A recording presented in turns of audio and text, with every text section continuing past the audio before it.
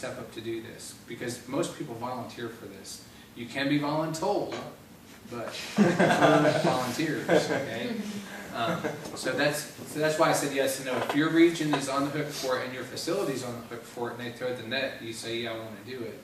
But then again, you know, it just depends on timing and your specialty and what their actual, I mean, when the ophthalmologist that I was working with last year went, you know, there was 3 eye docs with them, and that was one of their missions, was going to be dealing with that. They had a surgeon. Yeah, they're doing sort of like an Operation Smile almost as well, doing cleft palates, things like that with the oral surgeon. So it just depends. So, but I mean, honestly, if you really want to do it, I'm sure you'll end up being able to do it while you're in. Yeah. Say Army or Navy healthcare. As far as health insurance goes, what will it not pay for? How much will we be paying off? The copay will it work for say LASIK eye surgery? Are you talking about while you're in the military? And while I'm in the military or retired? While you're in the military, you don't have any copays. Now, if you elect to do LASIK, okay, and you're doing it on your own, and that's something I'm not positive about. I've been blessed with good eyesight so far, but I've been cut on several times. But if it's something the military physician does, you're not paying anything. If you're going out in town to do it because it's elective, you would pay for that. But I believe now, at least in the Navy, one of the guys that worked for me got put on a list. He went to our optometrist, got his eyes checked, and got put on a list. And he paid to go up to the hospital to have it done, because there was 4 hospitals doing it. So he paid for his drive up, his hotel, but the Navy paid for the medical portion of it. When you retire, you pay your yearly premium, and then, like for me, if I went to a military facility, I wouldn't pay anything. But if I'm away from one, I might pay $25 copay, depending on where I'm going. Like that's why I have my dad end up paying about $150 over 2 ICU visits instead of $150,000. And he was jacked up, to say the least. I mean, it was $100 and some thousand worth of bills that he didn't pay. So, yeah, I seen the bills and about had a stroke. Until he said, "Oh, it's covered. Don't worry about it." I'm like, "Cool." Medicine, 90-day supply of generic medicine's $9. You know, that's what he pays for his medicine. That's pretty daggone good. And if it's when you're retired. Yeah. Okay. So that's not before bad. Before that it's free. Yeah. My wife takes migraine medicine. I didn't think it was my fault, but anyhow. And the medicine's $400 some. I think we paid $21 for 3 months, or not for 3 months. It's like it's $21 for I think 10 pills or something. I mean, it's like wicked expensive medicine. Yeah. So I try to be nice to her and limit the migraines, but that's because we don't go to the base. We live far enough away from the base. We choose to. We're going to spend money in gas, or we're going to spend money at Walgreens. I'd rather just go to Walgreens because it's like a block away or whatever.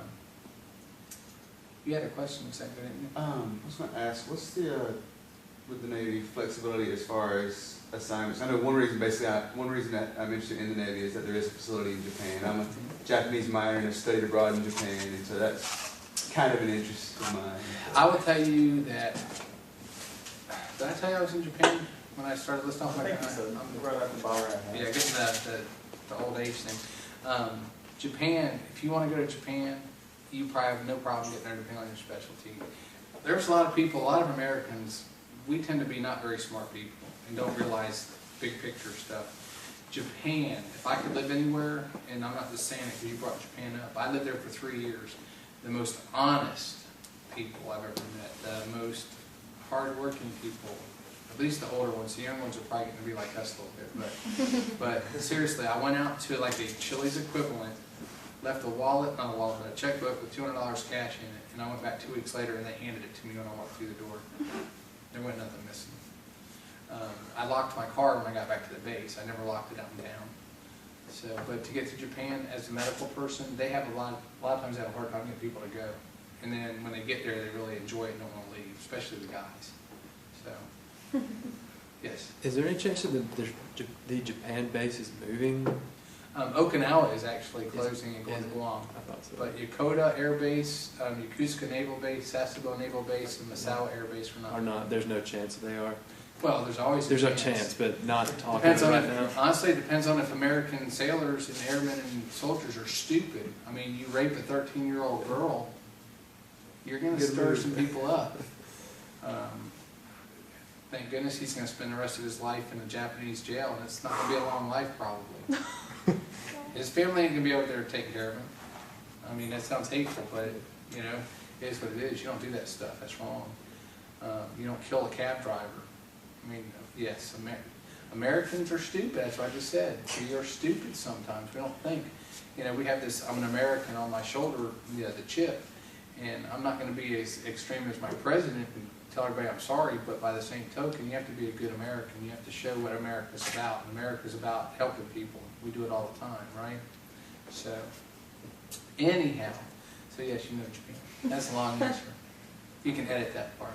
Not on my high horse or anything, but, that's the grandpa in me coming out, because I got 2 grandsons and 2 granddaughters. Yes. I have a pertinent question. With all the changes in healthcare and stuff that are coming up, what does that mean for military healthcare? I'd rather practice in the military than in civilian Yeah. practice. Does it mean that you guys are going to experience huge changes and stuff too, or is it pretty much No. okay? Well, they promised we weren't. How's that? I was just curious. I had no idea. Well, you figure the military is probably going to be the last people messed with. Seriously, you think about that. You mess with the military, that's a lot of it. There's millions of veterans out there, not just who's in it, but millions of veterans. You want to talk about the Tea Party thing getting out of control. You mess with our health care, it'd be ugly. That would unite the right and the left. Because there's liberal and conservative military people. They would be just like that. We would show the country how to unite. So, but honestly, you have less headaches in military medicine. You're not dealing with HMOs or whatever it's going to be down the road. So, yes. I've heard, well, I'm interested in primary care, maybe pediatrics or family medicine, and I've heard things about when you're trying to match for residency, maybe being at an advantage for matching if you're doing the primary care or not, or is that No, you're right. Every year, there's a need depending on people coming in and getting out. Okay, but primary care is a huge. It's usually emergency medicine, primary care are usually in the top 3 every year, because if you come in, you do primary medicine, primary care, family medicine. That's very easy to move to the civilian sector. I mean, you can go set up your shop in a small town wherever. So there, you know, that's probably a safe one to try. Peds, maybe not so much, but family medicine, yeah. And emergency medicine is huge for us. And unfortunately, it's a good place to find out how to do it. So, let's see, what else? Yeah. I'm looking at being a surgeon, and I noticed you only have 3 types of surgery listed here. Is that just the listing is short, or do you have some more to that? Well, they would probably, you know, they have vascular surgeons and stuff like that. So basically, under like neurosurgery, orthopedic surgery, and general surgery, they don't have it there, but they probably do break out farther down. So I could find out if there's a specific specialty in surgery you wanted to know about, let me know, and I can find out. Because it doesn't list it here, but trauma surgeon. I told you all I'm working with a 40-year-old that's, he's an instructor at USC, but it's not listed there as trauma surgery. So. And in general, for surgery type residencies, how many do you have? How many openings are there? Every year is different. Every year is different. I mean, I don't know off the top of my head, to be honest with you.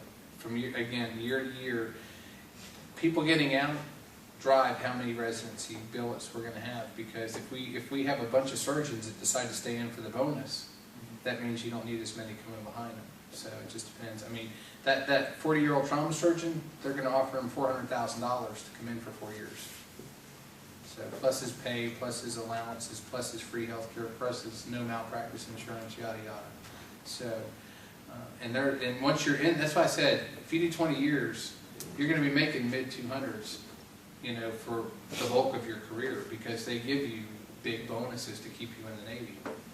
So, yes.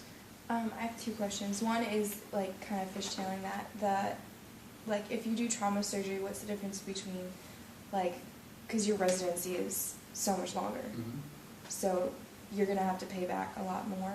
You'll do however many years past 4 years 4. of residency extra.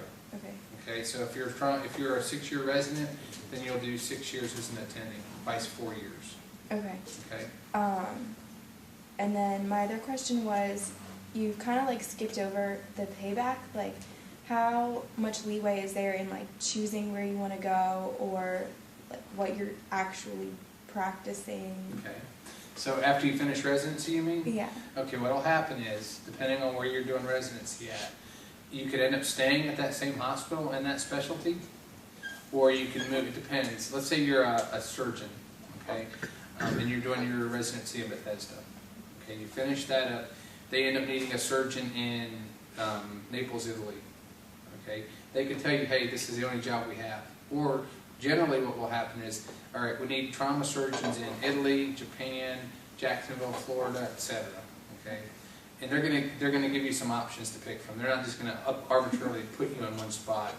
I will tell you that they would probably try to send you overseas at least once during your payback. Okay, either to a hospital, or you might go to a field hospital, which you may be assigned to Bethesda, but when the Marines out of Camp Lejeune deploy, you deploy with them for 6 months. Okay. So. Is there a benefit to speaking a language? Like, I speak Spanish, so are they going to put me in like a high Hispanic population? Only if we invade Venezuela. No. Generally speaking, no. Now, if on a humanitarian thing to South America, that might come into play. Hey, we would like that. We would like a trauma surgeon or a surgeon that speaks Spanish, because we're going to do a 3-month swing through Central and South America. So in that aspect, yes. But we don't have a lot of bases in heavily Spanish-speaking areas. Say for German, Italian, or Japanese? It could be the same.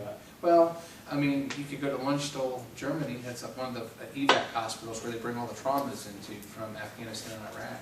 But I mean, honestly, that's kind of a secondary thing for them, a consideration. Although, like I said, for humanitarian in South America, that would be a big plus. But German, Italian, they're pretty developed countries, so we're not doing too many missions to there. And same with Japanese. So, and then once you're out, like, how do you get to choose where you live? Once you're out. Yeah. Well, once you've done your 4 years, like, if you want to stay in the military, like, what preference are you given? Okay. Like, in choosing where you want to practice? Well, it's kind of similar to, we call it putting in a dream sheet. Okay. It sounds funny, but every 3 years you transfer normally. Okay. And what they do is you call up a person. It's called a detailer, is what their title is. I used to do that for the law enforcement people. And you're going to say, okay, I'm rolling out of here next year. What slots are available for me? And after you've done a tour or two, they may say, you know what?